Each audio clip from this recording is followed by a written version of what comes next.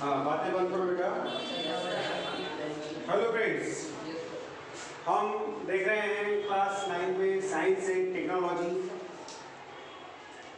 का chapter name है introduction to biotechnology, 17 chapter में। ठीक है, इसके पहले हमने देखे कि टिश्यू क्या होता है, ठीक है, और एनिमल टिश्यूज। ठीक है, एनिमल टिश्यूज के हमने टाइप्स देखे थे, जैसे कि एनिमल टिश्यूज को किस प्रकार से होते हैं जनरली, इपिथेलियल टिश्यूज, ठीक है, connective tissues, muscular tissues and nervous tissues. ठीक है, तो आज हम पढ़ेंगे इपिथेलियल टिश्यूज। इपिथेलियल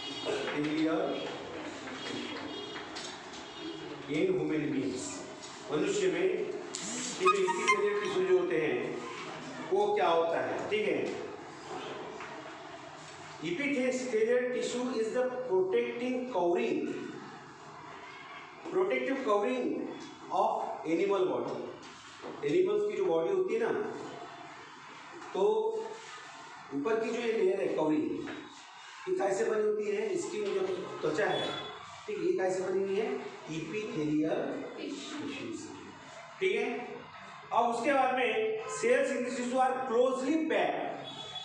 ये जो सेल्स होते हैं ना, बहुत ही क्लोजली, मतलब ऐसे एक दूसरे का कॉम्पैक्ट रहते हैं, बिल्कुल से कॉम्पैक्टली, बिल्कुल यहाँ पे ऐसे कोई दो सेल्स के बीच में ऐसे कोई गैप नहीं होती है। ठीक है, वो कैसे होते हैं generally, this they are closely packed from continuous layer. ये कंटिन्यूस लेयर्स में पैक रहते हैं, क्या, इपिथेलियल टिश्यू। ठीक है, उसके बाद में any materials are enters in the body, they encounter the epithelial cells। ठीक है,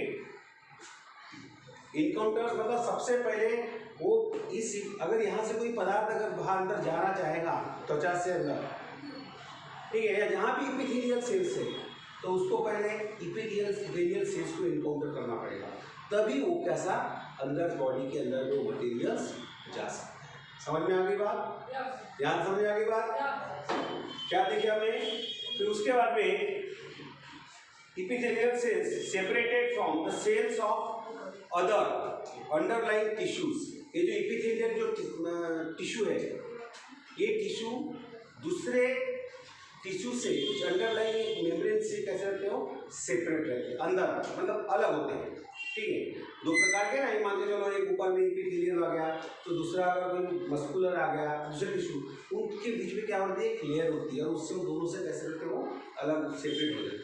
ठीक है, तो स्किन हमारे कहाँ होता है, skin muscular layer, sorry mucus layer of mouth, हमारे मुंह में जो म्यूकस है, म्यूकस लेयर जो है माउथ में, वो, उसके बाद में mouth cavity, inner surface of blood vessels, जो ब्लड वेसल हमने पढ़ाया था इसके पहले आपको, तो ब्लड वेसल्स के अंदर का जो भाग है वो इपिथेलियल टिश्यू से बना हुआ है। ठीक है, उसके बाद में वॉल्स ऑफ एल्वेलाई, जो रेस्पिरेटरी सिस्टम पे पढ़ते हैं, एल्वेलाई लंग्स के अंदर जाता है ना, एल्वेलाई, तो वो उसका भी जो वाल जो है वो भी कैसे बने होते हैं, इपिथेलियल टिश्यू से बने होते हैं। ठीक है, उसके बाद में अब देखते हैं, ये जो है बहुत सारे टाइप्स ऑफ इपिथेलियल टिश्यूज के भी टाइप्स होते हैं।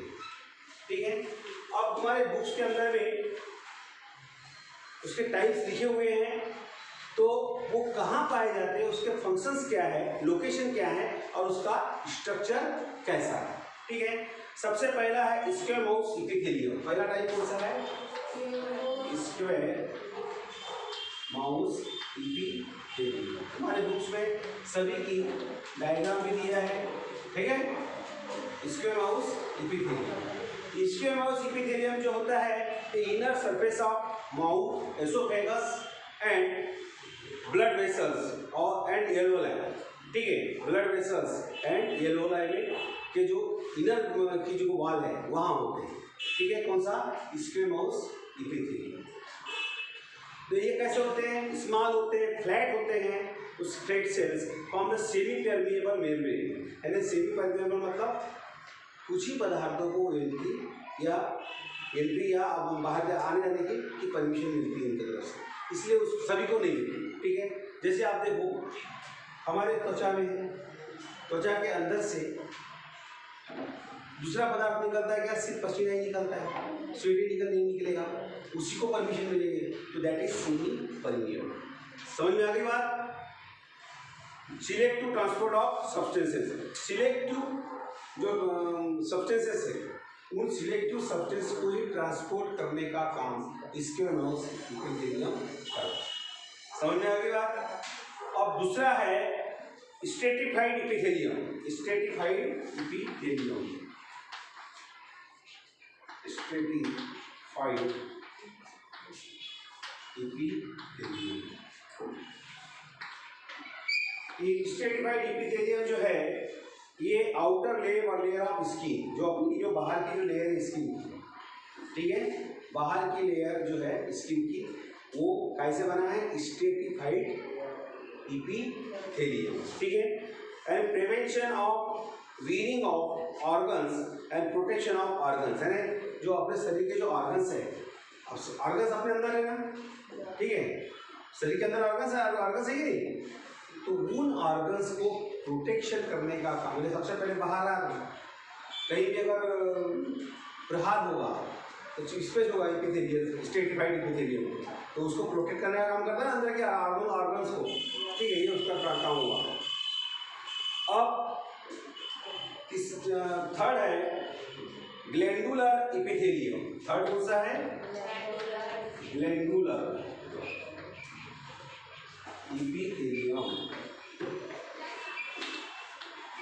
ग्लैंडुलर इपिथेलियम जो होता है वो जो है इनर लेयर ऑफ स्किन, जो अपनी ये स्किन होगी इसके अंदर की जो लेयर है, inner layer of skin, skin की जो अंदर वाली जो लेयर है, ठीक है, ये स्किन हो गई ना, त्वचा हो गई ना, तो त्वचा के अंदर वाली लेयर जो स्ट्रेटिफाइड कहाँ थी, बाहर, और ये ग्लैंडुलर कहाँ है, त्वचा के अंदर, मतलब स्किन के अंदर वाली लेयर।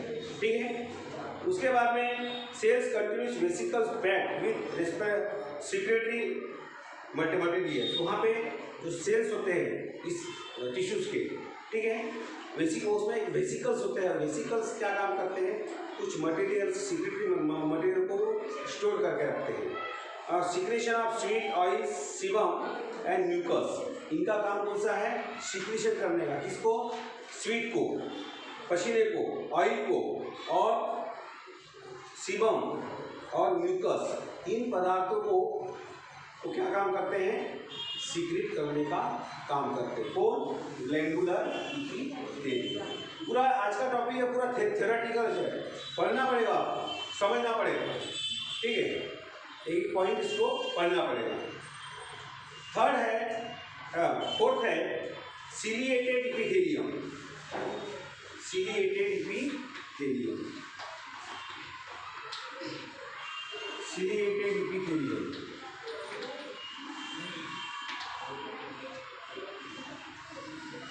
सिलिएटेड इपिथेलियम जो है ये inner surface of respiratory tract, अपनी जो रेस्पिरेटरी ट्रैक्ट बनी ना ऐसे नाक से लेकर नफ्ते से, तो उसका जो इनर भाग है, अंदर का भाग, वहाँ होता है, कौन से, ये सिलिएटेड इपिथेलियम।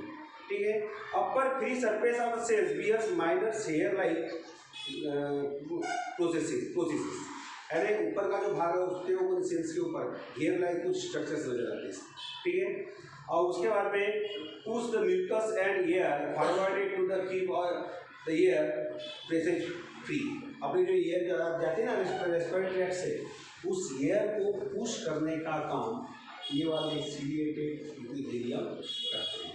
ठीक है, समझ में आ गई बात? उसके बाद में थर्ड है क्यूबॉइडल इपिथेलियम, फोर्थ, फिफ्थ कौन सा है, cuboidal, cuboidal epithelium.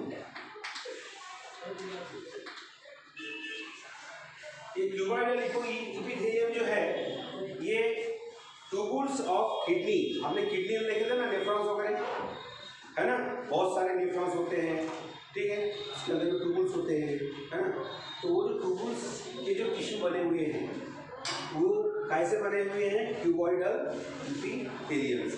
Sales are cuboidal, cuboid मतलब क्यूब के जैसे, क्यूब के आकार के, ठीक है। एंड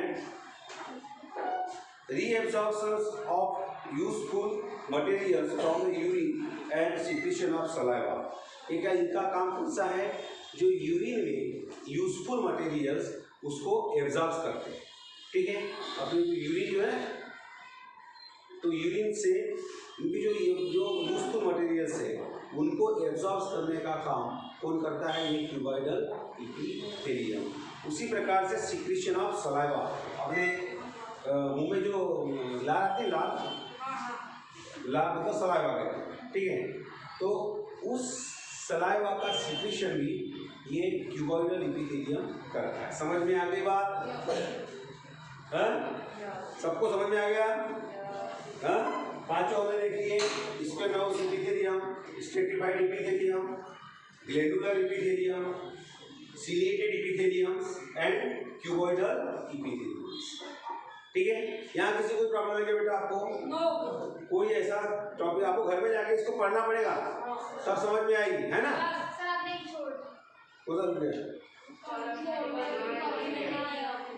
हाँ सॉरी, यस, एक छूट गया था अपना, कोलुमनार इपिथेलियम, ठीक है। तो columnar epithelium inner layer of skin, sales contain vesicles packed with, sorry, inner surface of mucosa intestine. ये कहाँ होता है? ये इनर सरफेस ऑफ इंटेस्टाइन, अपने जो डाइजेस्टिव सिस्टम से लगी हुई है ना इनर इंटेस्टाइन, ठीक है।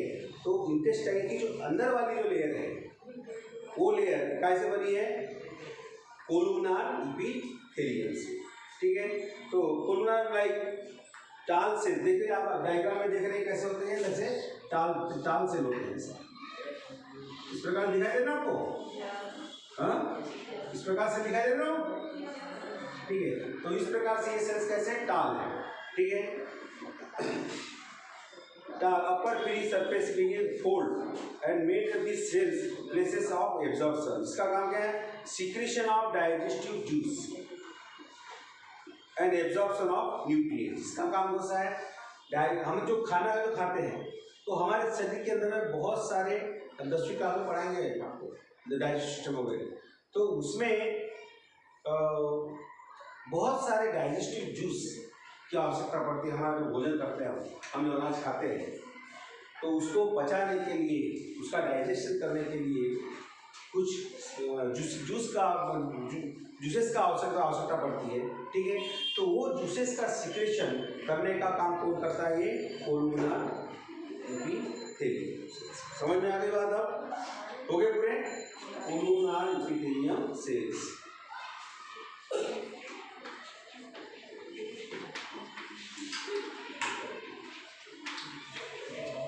कोलुमनार इपिथेलियम सेल्स, ठीक है। अब देखते हैं कनेक्टिव टिश्यू। अब क्या देखेंगे? Connective tissue. अभी तक इपिथेलियम के बारे में पढ़े, बातें बात।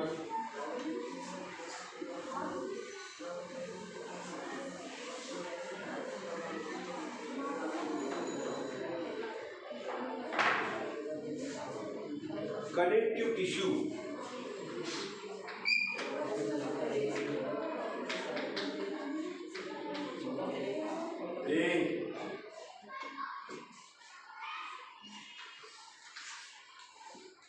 कनेक्टिव टिश्यू मतलब इसके नाम पर से देख लो, ये सभी पार्ट्स को या कुछ पार्ट को कनेक्ट करने का काम करती है, ठीक है।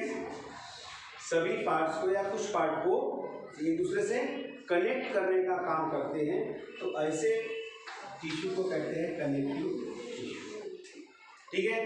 अब different parts of the body are the tissue which join different parts of the body, that is called connective tissue. और cells of this type of tissues are loosely arranged. ये कोई टाइटली कहीं अरेंज नहीं होते, ठीक है।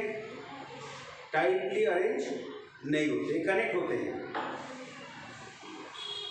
और the ground substances में भी सॉलिड, लिक्विड लाइक वाटर और जेली। इनका जो सब्सटेंस होता है वो कैसा होता है? वो लिक्विड भी होता है, सॉलिड भी होता है, वाटर और जेली लाइक भी तो सबसे पहला कनेक्टिव टिश्यू है तो वो है ब्लड। मैं बता दें इसके बारे में आपको एक बार, है ना।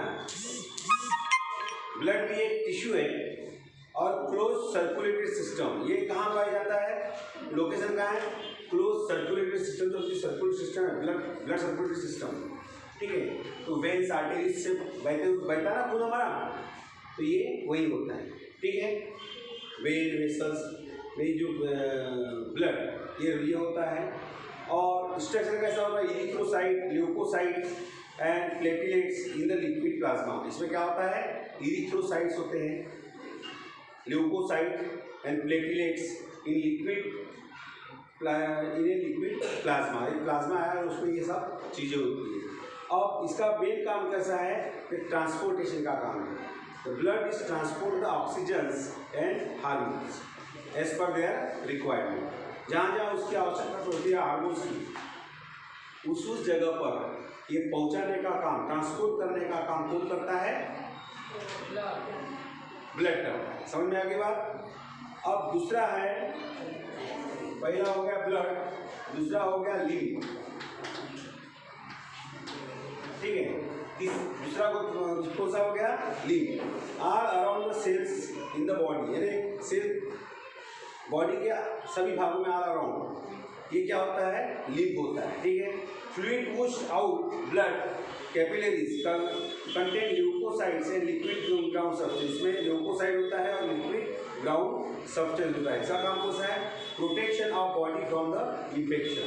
अगर आप लिम्फ जो है, कहीं अगर आपको चोट लग जाए, कुछ हो जाए, ब्लड निकलता है ना, तो उस समय किसी प्रकार का आपको उस जगह इन्फेक्शन न हो, इन्फेक्शन से बचाने का काम कौन करता है, ये लिम्फ करता है, ठीक है।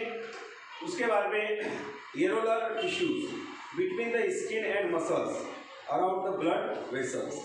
देखिए, ब्लड वेसल्स के आसपास में स्किन और मसल्स, इनको जोड़ने वाला जो कनेक्टिव टिश्यू है, उस कनेक्टिव टिश्यू क्या बोलते हैं, एरोलर टिश्यूज, ठीक है।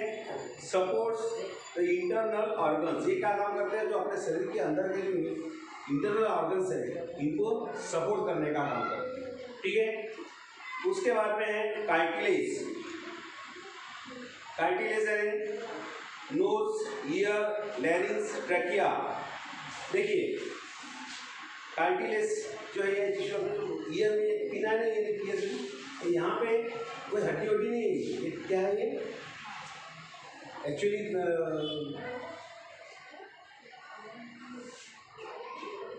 एडिपोज टिश्यू है, सॉरी कार्टिलेज टिश्यू है, बिकॉज ये कार्टिलेज टिश्यू, ठीक है। और cell supported by fibrous flexible है ना, पे पीना है कि फ्लेक्सिबल, अरे आपको भी चीज हो जाए ना फ्लेक्सिबल, होता है नहीं, हाँ। और उसके बाद में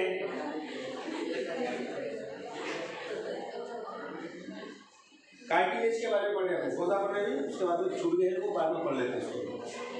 थर्ड कार्टिलेज, ठीक है। तो कार्टिलेज जो होते हैं ये नोज, ईयर, लैरिंक्स और ट्रकिया, इसमें होते हैं। लैरिंक्स से यहाँ पे होता है लैरिंक्स, ठीक है।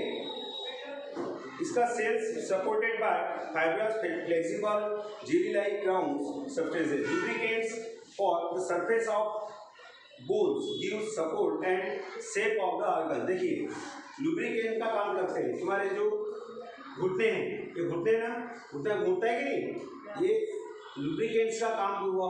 लुब्रिकेंट्स के जैसे, यानी दो जॉइंट के बीच,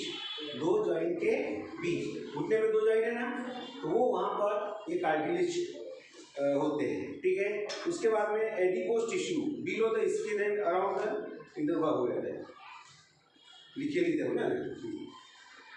और उसके बाद में बोन्स जो है ये skeleton, a specific structure extending throughout the body, यानी जो पूरा शरीर का जो ढांचा है कैसे बना है, हड्डियों से, ठीक है। तो इस skeleton specific structure extending throughout the body, पूरे बॉडी में कितने हड्डी आएगी नहीं, तो वो बनते हैं bones, small bones. histiocyte embedded in the solid ground substances made up of calcium phosphate supports and protects the different organ helps the movement। ये पूरे शरीर को सपोर्ट कर रहे हैं और जो शरीर के अंदर जो भी ऑर्गन्स हैं उसको सुरक्षा देने के काम कर रहे हैं। ठीक है। और tendons and ligaments all joint, जहाँ जितने भी जॉइंट है वहाँ पर भी जितने भी जॉइंट है, तो घुटने का भी जॉइंट हो गया तो वहाँ पर भी जॉइंट में काम करता है। टेंडन फाइब्रस होता है, strong less elastic, ligaments strong and highly flexible, tendons join the muscles bones and ligaments join to the bones each other। ठीक है। तो इस प्रकार से ये वाला भाग अभी आपको पूरा थ्योरेटिकल है, कल से देखेंगे muscular tissue and nervous tissue. ठीक है। और उसके बाद फिर प्लांट टिश्यू के बारे में पढ़ेंगे। ठीक है। समझ में आ गया? तुमको पढ़ना पड़ेगा, बाकी पूरा थ्योरेटिकल है ये, इसमें समझाने वाली बात नहीं है। अगर आपको जहाँ नहीं समझा तो आप मेरे को पूछ सकते हो। ठीक है।